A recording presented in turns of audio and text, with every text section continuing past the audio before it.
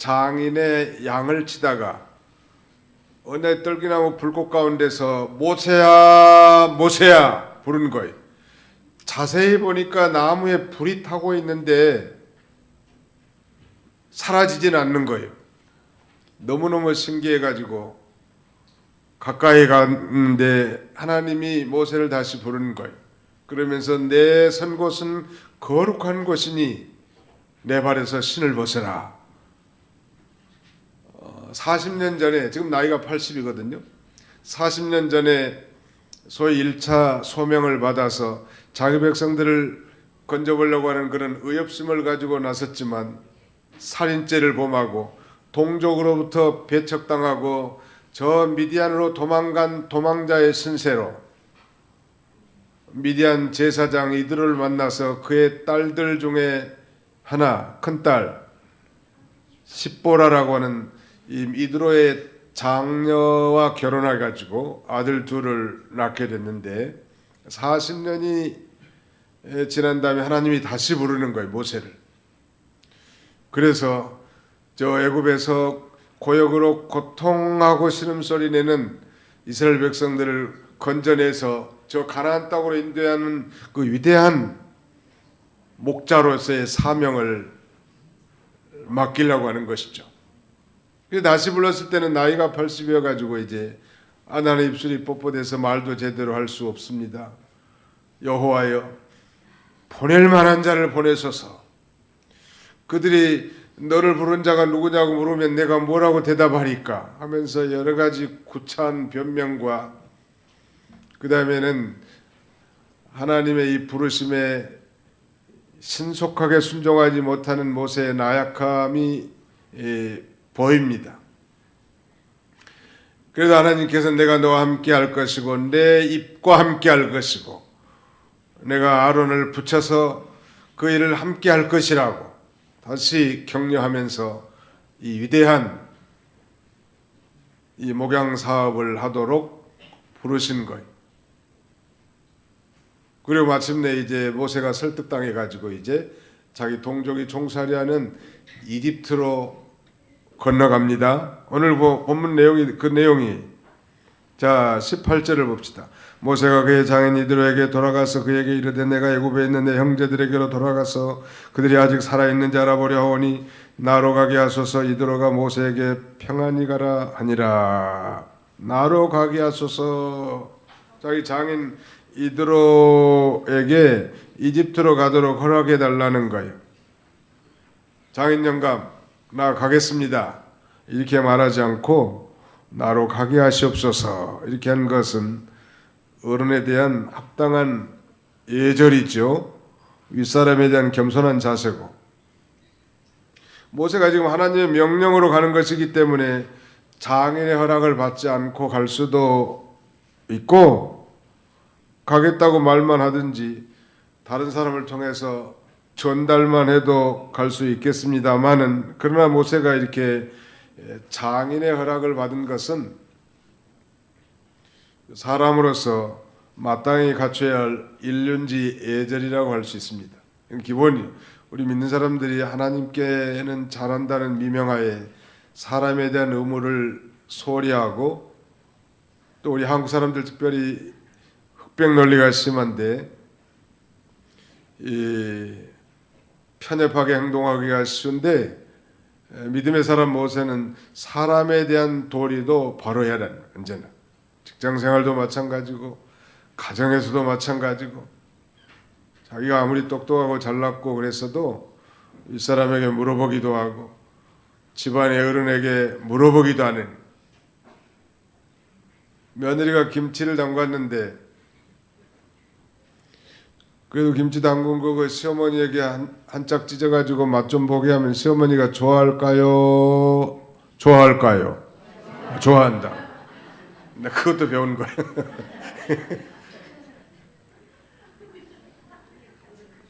예, 웃어요.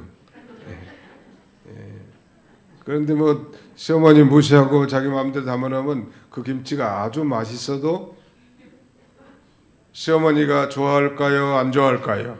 안 좋아한다는. 물어보라고 항상. 네.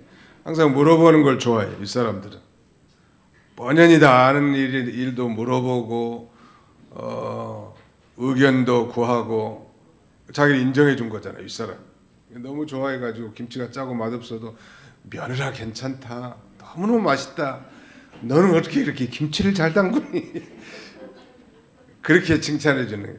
미륵투기 며느리들은 맛있게는 담궈놨는데 어른을 무시하고 지 맘대로 하니까 맛있어도 김치가 그게 뭐냐 대번 이렇게 돌아가는 거예요. 모세는 비록 천륜을 받아서 하나님 명령을 받아 지금 위대한 구원 사역을 향해서 떠나는 길인데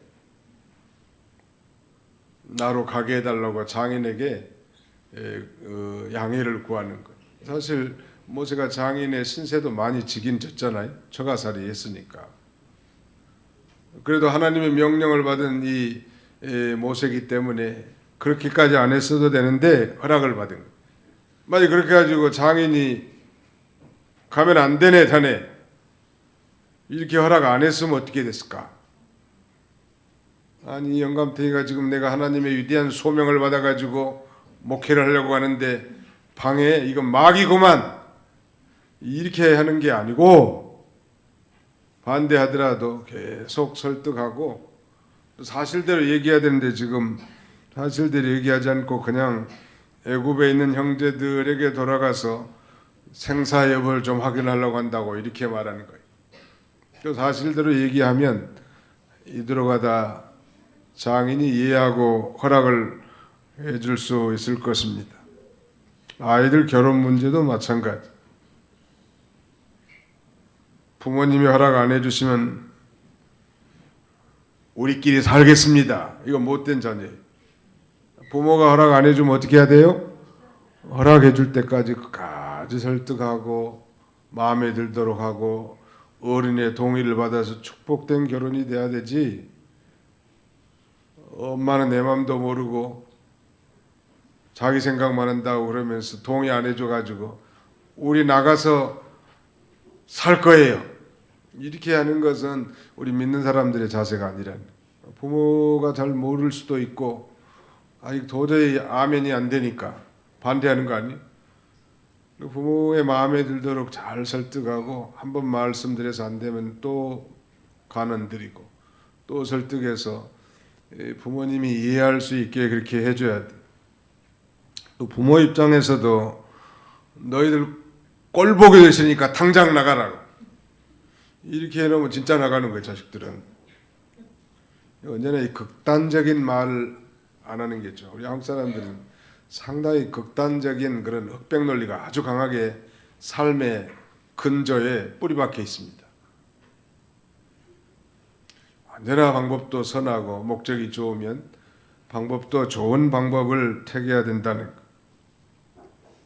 물론 하나님의 사명을 감당하는 것은 부모에게 허락받는 건 아닙니다. 이미 다 하나님의 명령 천륜 일륜보다 앞서니까 뭐 예를 들면 주일을 성수하는 거, 11조 생활하는 거, 그 다음에는 제사 지낸 문제 이런 걸 믿지 않는 부모에게 동의와 허락을 구하는 건 아니죠. 그러나 일반적인 모든 문제에 대해서는 우리가 이 부모의 허락을 받아서 행해야 합니다. 믿지 않는 부모에게 아버지 나 11조 할까요 말까요? 하라고 했어요? 하지 말라고 했어요? 당연히 하지 말라고 그래요. 하나님 앞에 11조는 무슨 11조나 내 부모한테나 11조 하라고 대번에 그렇게 얘기할 거라. 믿지 않은 어머니에게 명절이 주일인데 주일날 교회 갈까요? 집에 갈까요? 그럼 뭐라고 대답하겠어요? 당연히 명절이니까 집으로 오라고 그러지 교회 가라고 했어요. 여기 보니 여기 오신 분들은 지금 하나님 명령이 중한 줄 아시고 순종한 거예요. 자, 모세가 그의 장인 이들에 가서 이제 그 소명을 감당하기 위해서 허락을 받는 것인데 우리가 하나님 앞에 바로하는 사람이라면 사람에게도 바로해야 할 의무를 우리에게 좀 가르쳐 줍니다. 19절 여호와께서 미디안에서 모세에게 이르시되 애굽으로 돌아가라. 내 목숨을 노리던 자가 다 죽었느니라. 장인이 모세에게 가도 좋다고 허락을 했지만 상당히 기간 동안 떠나지 못하고 있었던 것 같아요. 그러던 어느 날 하나님의 음성이 들려옵니다. 내 목숨을 노리던 자, 내 생명을 찾던 자가 이제 다 죽었다는 것.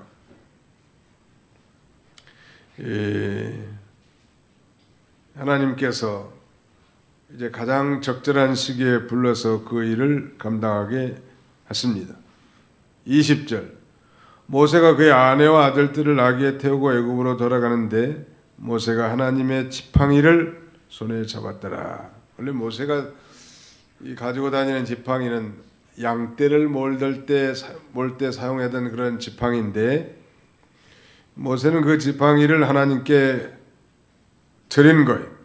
그러니까 하나님께 이용된 순간부터 이제 모세의 것이 아니라 하나님의 지팡이가 된 것입니다.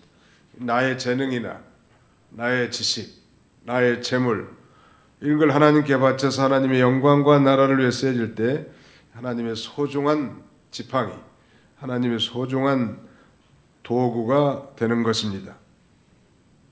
그래서 모세가 가진 지팡이를 하나님의 지팡이라고, 즉 하나님께서 사용하시는 지팡이이기 때문에 그렇게 불리운 거예요. 또 하나님께 이용당한 사람을 하나님의 사람이라고 이렇게도 말하죠. 모세는 하나님께 이용당해서 하나님의 사람이 되었고 또 그 지팡이가 하나님의 사람에게 이용되어서 하나님의 일에 사용되므로 하나님의 지팡이라고 부르고 있습니다. 이제 하나님께서 모세에게 명령합니다. 21절 같이 한번 읽어봅시다. 시작. 여호와께서 모세에게 이르시되 내가 애굽으로 돌아가거든 내가 내게 손에 준 이적을 바로 앞에서 다 행하라. 그러나 내가 그의 마음을 완악하게 한즉 그가 백성을 보내주지 아니하리니. 내가 그의 마음을 완악하게 한즉 바로의 마음을 완악하게 하신 이유가 뭘까? 하나님은 옛날 성경은 강팍해 하신적 그렇게 되어 있는데 이 세상의 모든 사람들은 다 두 종류의 그릇으로 나눌 수 있습니다. 하나는 긍휼의 그릇, 다른 하나는 진노의 그릇. 이 두 가지로 나눌 수 있어요. 토기장이가 말하자면 두 종류의 그릇을 이렇게 만들어 놨는데 토기장이신 하나님께서 하나는 긍휼의 그릇, 즉 사랑의 그릇이고 다른 하나는 진노의 그릇이에요. 오늘 저와 여러분들은 예수를 믿고 사랑의 그릇으로 예수를 믿고 그 구원의 은혜에 감사해서 하나님 앞에 영광을 돌릴 사랑의 그릇이요 긍휼의 그릇으로 선택되었다면 바로는 이 진노의 그릇으로 선택되어서 하나님을 강팍하게 대적하다가 마침내 하나님께 멸망당함으로 하나님의 공의가 드러나고 하나님의 영광이 또 드러나게 하시는 거예요. 하나님의 이름이 온 땅에 전파되게 하는 것입니다. 왜 바로를 선택했는가? 진노의 그릇으로. 자, 우리 성경을 한 군데 찾아봅시다. 로마서 9장 17절입니다. 신약 로마서 9장 17절.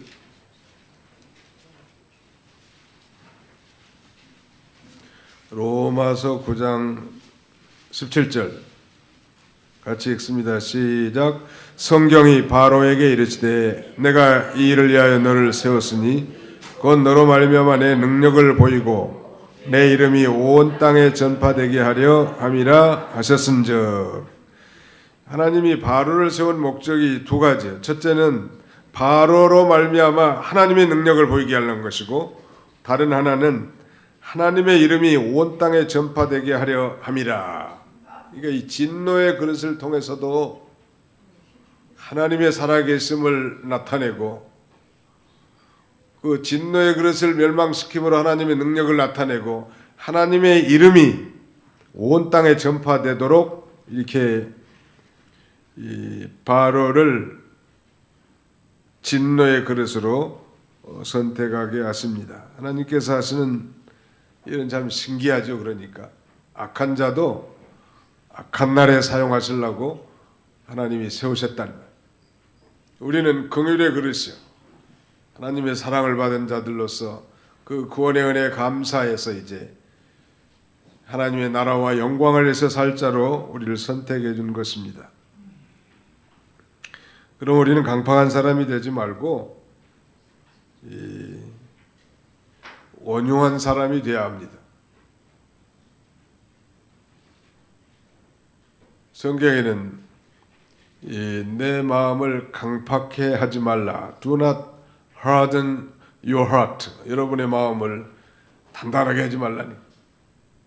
마음이 강팍해진다. 기도하지 않고 말씀 보지 않고 믿음의 전진을 가하지 않으면 사람이 강팍해져요. 강팍하지 않도록, 강팍인데 이 do not harden your heart, 여러분의 마음을 단단하게 하지 말라 이 말인데, 간이 단단해진 걸 강경화라고 합니다. 죽어요. 부들부들해야 돼 사람들이죠.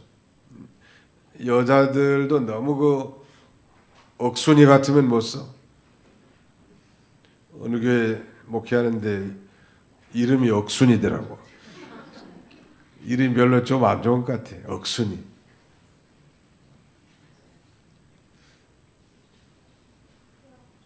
아무튼 이 단단하게 하지, 마음이 좀 부드러워야 된다는 말. 강팍하지 말고 고기같이 좀 부들부들해야 돼. 마음이 성령의 역사로 말미암아 이 강팍함이 무너져서 부들부들해지는 것. 성령의 열매 가운데 하나가 gentleness, 즉 온유함인데요. 아무튼 우리 그리스도인들은 뭐 항상 온유한 자가 돼야 돼. 사실 모세는 굉장히 강팍했어요. 불의를 보고 견딜 수 없을 만큼 자기 동족이 피해를 당하고 있는 현장을 참지 못하고 애굽 사람을 돌로 쳐 죽여서 모래 속에 감췄다가 들통날까 봐 저 미디안으로 도망치지 않았습니까? 근데 한 40년 미디안 광야에서 처가살이하고 양치면서 많이 부드러워진 거예요. 이 사람 모세는 그의 온유함이 지상의 모든 사람보다도 승하도다 할 만큼 아주 온유해진 사람, 온유해졌다. 우리 그리스도인들 때때로 좀 저 사람은 좀 깨져야 부드러워진다고 그런 말을 쓰는데, 좀 부서져야 돼. 자기가 이 강한 사람은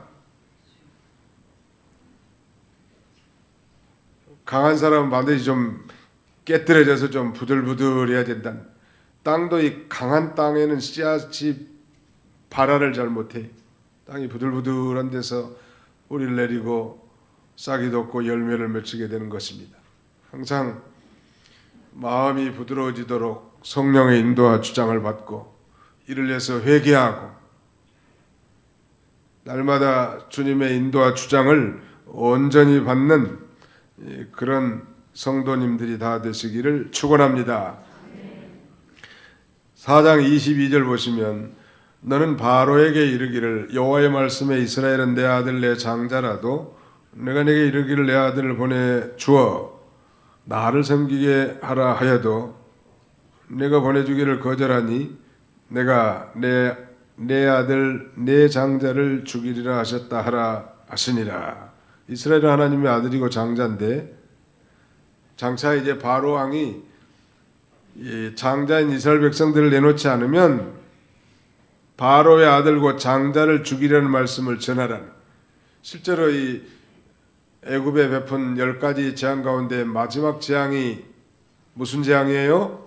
장자 재앙 아닙니까? 바로의 장자가 죽었어요. 그리고 결국 바로가 항복하고 손을 들잖아요. 이스라엘 백성들을 내보냈단 말.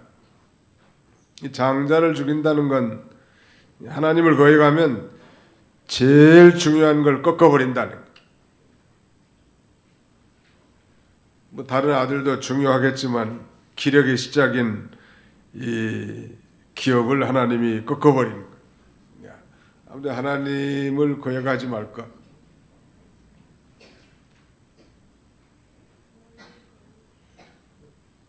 날마다 이 온유하고 겸손한 마음으로 하나님을 순종하는 자가 복이 있습니다. 그리고 이제 24절로 26절까지는 하나님께 부름받은 자들에 대한 요구, 즉 소명자의 요구가 무엇인지를 설명하고 있습니다. 24절로 26절 한번 읽어주세요. 24절로 26절. 모세가 길을 가다가 숙소에 있을 때 여호와께서 그를 만나사 그를 죽이려 하신지라. 십보라가 돌칼을 가져다가 그의 아들의 표피를 베어 그의 발에 갖다 대며 이르되 당신은 참으로 내게 피 남편이로다 하니 여호와께서 그를 놓아 주시니라. 그때 십보라가 피 남편이라 함은 할례 때문이었더라. 예, 이제 하나님께 소명받고 선민 이스라엘의 구원의 그 위대한 사역을 시작하려고 하는 이 첫걸음을 떼기 전에 순간 여호와께서 지금 이 모세가 길을 가다가 숙소에 있을 때 그를 만나서 모세를 죽이려고 하는 거예요. 이게 또 무슨 말일까? 그때 모세의 부인의 행동을 보면 돌칼을 가져다가 자기 아들의 이 포피를 베서 모세의 발에다 갖다 대면서 당신은 나 참으로 내게 피난편이로다 이렇게 말하고 있습니다. 그러니까 여호와께서 모세를 낳아주셨고 살게 됐단 말. 위대한 소명을 받고 지금 자기 백성들을 저 애굽에서 건져내는 목자로서의 소명을 가지고 나가려고 하는 찰나에 길에 있을 때 이 길을 가다가 숙소에 있을 때 모세를 하나님이 죽이려고 하네. 아니 하나님이 부르셔서 그 위대한 사명을 맡길 때는 언제고 모세를 왜 죽이려고 했는가? 결론부터 말씀드리면 모세의 아들의 할례 문제 때문에 그런 거예요. 할례라는 것은 사내 아이의 양피 끝을, 포피 끝을 자르는 예식인데 이것은 하나님의 언약 백성의 표시입니다. 오늘 우리가 예수를 자신의 구주로 믿는 사람에게 세례라는 표식을 하는 것과 같습니다. 그러면 이 구약의 할례는 신약의 세례로 개혁되고 발전된 것입니다. 세례를 받는 것은 진정으로 예수를 믿고 죄사함 받은 자로서 이제 새로운 생활의 시작을 알리는 하나님의 백성된 표시거든요. 근데 구원받지도 않고 죄의 문제가 해결되지도 않았는데도 혹시 세례를 받은 사람이 있다면 그 세례가 그의 구원을 보장해 주지는 않습니다. 일반적으로는 구원받은 자가 세례를 받는데 교회도 잘 나오고 11조 생활도 하고 그러다 보니까 정말 회심한 사람인 줄 알고 세례를 줄 수가 있는데 합당하게 받지 못하는 거예요. 모세는 아들이 둘이라고 그랬죠. 아마 둘째 아들을 낳았는데 아마 경황 중에 미처 할례를 행치 못한 것 같아요. 하나님의 위대한 사역자로 출발하는데 그 가정에서부터 지극히 작은 그 성결의 문제가 해결되지 않았기 때문에 소명자에게 하나님이 요구하는 것은 성결함입니다. 한번 따라합시다. 소명자에게 하나님이 요구하시는 것은 성결함입니다. 소명자란 부르심을 받은 자란 뜻인데 오늘 저와 여러분들은 다 하나님께 부르심을 받은 자예요. 그래서 어떤 큰 일, 미치지 못한 기이한 일을 하는 것보다도 하나님 앞에 먼저 작은 일에서조차까지 성결의 의무를 우리가 준행해야 될 걸 가리키는 것입니다. 할례는 언약 백성된 표시고 아브라함과 언약을 체결하시고 그 표시로 할례를 줬는데 지금 아브라함의 언약을 따라 지금 저 애굽에 종살이하는 자기 백성들을 건져내려고 하는 위대한 사역을 감당하기에 앞서 자기 집안의 자녀 할례를 행하지 못한 것은 대업을 맡은 소명자에게 하나님이 지적해 주는 거예요. 그렇다면 왜 할례를 하지 않았을까? 모세가 믿음이 좋은 사람인데. 많은 학자들은 그의 부인 십보라가 상당히 강성이었 모양이에요. 강성. 아마 남편이 하려고 했는데 시보라가 반대했을지도 몰라. 뭐냐면 아니 당신 이 어린 것에게 어떻게 그렇게 살갗을 찢어서 피 흘리게 할 수 있는가? 그러면서 아마 그 남편에게 바가지 빡빡 긁었을 것 같아. 나중에 좀 크면 하지. 난지 이거 얼마 되지도 않은 어린 것한테 그렇게 잔인하게 칼을 댈 수 있겠냐. 아마 남편을 반대하려고 하니까 뭐 부인 이길 남편이 어디 있어요? 요새 우리가 더 잘 알지만 부인 이길 남편이 있어요? 없어요?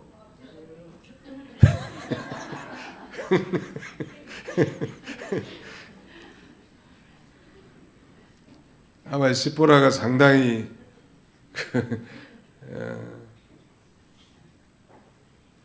좀 뭐 센 여자인 놈이에요. 이게 모세도 꼼짝 못하는. 아니 모세가 사실은 애굽에서야 왕자 신분이었지만 미디안에서야 그야말로 거지 신세 아니요? 그리고 처갓집에 들러붙었다가 이드로 만나가지고 이 시보라가 결혼해 보니까 행색은 남루하지 가진 것은 전세판 값도 없지 그야말로 아무것도 없어 말하자면 그 자기 아버지 양치면서 빌어붙을 인간인데 존경했을 리가 없어 별로.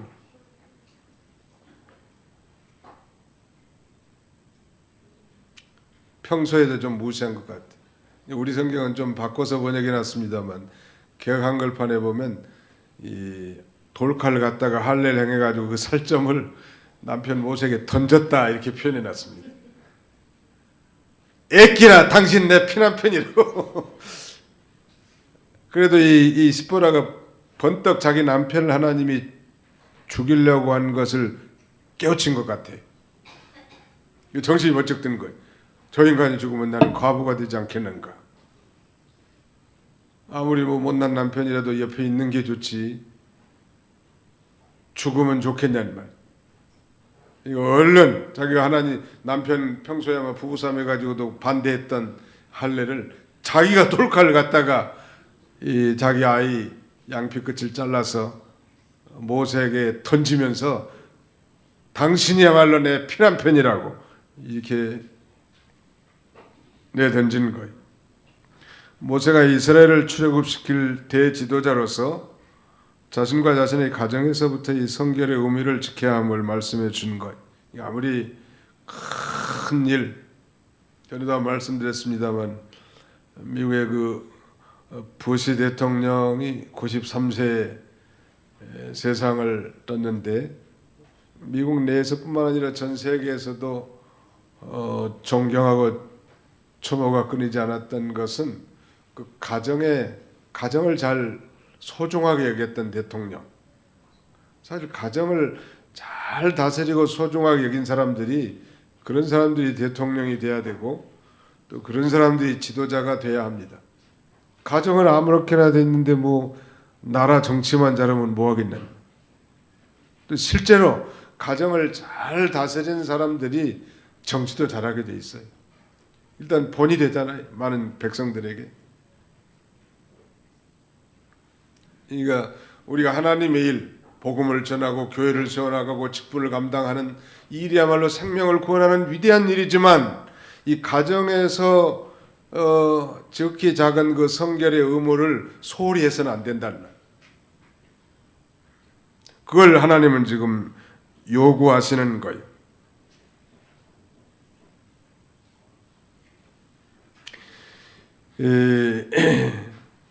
그 위대한 목사님들 부인들 가운데 악처들이 좀 많고 성자라고 칭하는 사람들의 부인들 가운데서도 시보라 같은 부인들이 많이 있었습니다. 감리교의 그 창시자인 요한 웨슬레 목사님의 부인, 이 양반도 보통 여인이 아닌 모양. 우리 성경에는 좀 굉장한 부인 하나가 있는데 누구의 부인? 성경에 나타난 욥의 부인도 대단했을 것 같아. 하나님을 욕하고 죽으라. 야, 세상에 자기 신랑한테 하나님을 욕하고 죽으라고 이렇게 말할 정도 되면 욥의 쳐도 보통 여자는 넘는 것 같아요. 우리 집사람은 절대 안 그렇습니다.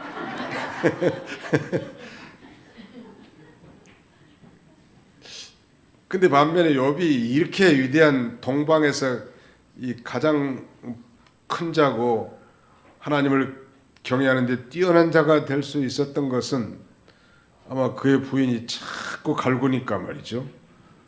하나님 앞에 더 기도 많이 하고 하나님만 의뢰하지 않았겠는가. 이건 제 생각입니다. 아무튼 이병규 목사님, 천당 가신 이병규 목사님 부인도 한 성깔에 보통 양반이 넘는다고 그래. 나는 잘 모르지만 아는 사람들은 알아. 그래서 그분이 그렇게 훌륭하게 된 모양이에요. 부인이 바가지를 많이 긁어줄수록 목사는 더 훌륭한 목사가 될 수 있다. 하나님께만 매달리고 하나님만 의지하게 되니까. 모세의 부인도 대단한 부인인 것 같아 보니까. 남편은 하나님의 사람으로서 그 자녀들에게 다 낳은 지 8일 만에 할례를 행하려고 했을 건데 부인이 막았고 아마 못했던 것 같단 말. 그러나 이런 위기에 닥치자 센스 있는 이 십보라가 선수 치는 거예요.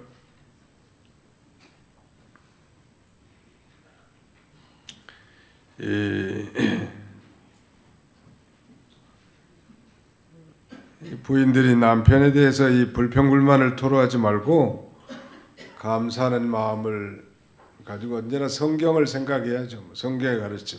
이 세상의 원리를 따라가지 말고 성경에서는 뭐라고 있는가.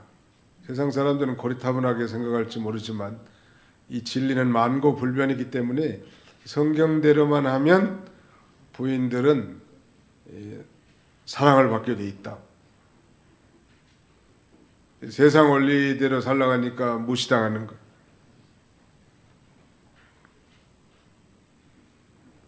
그래서 하나님께서 모세를 쳐서 십보라를 회개시킨 것입니다.